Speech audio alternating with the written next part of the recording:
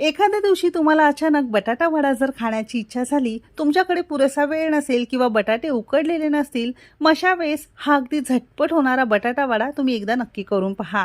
आज आपण बटाटा न उकडता अगदी साध्या सोप्या पद्धतीत अगदी 10-12 मिनिटात बटाटा वडा कसा बनवायचा त्याची रेसिपी बघणार आहोत।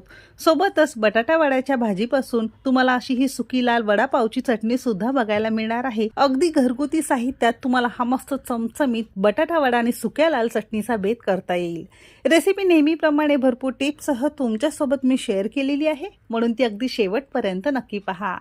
सगळ्यांना एक निवेदन आहे, तुम्हाला जर माझ्या रेसिपीज बघायला आवडत असतील तर कुकिंग तिकीट मराठी चॅनेलला सबस्क्राइब करा आणि बाजूची बेल घंटा नक्की क्लिक करा, म्हणजे असे सगळे नवनवीन आणि इंटरेस्टिंग रेसिपीचे नोटिफिकेशन सगळ्यात पहिल्यांदा तुमच्या मोबाईलवर येतील आणि माझी सगळ्या रेसिपी सगळ्यात पहिल्यांदा तुम्हाला बघता येतील। चला तर मग वेळ न घालवता रेसिपीला सुरुवात करूया। बटाटा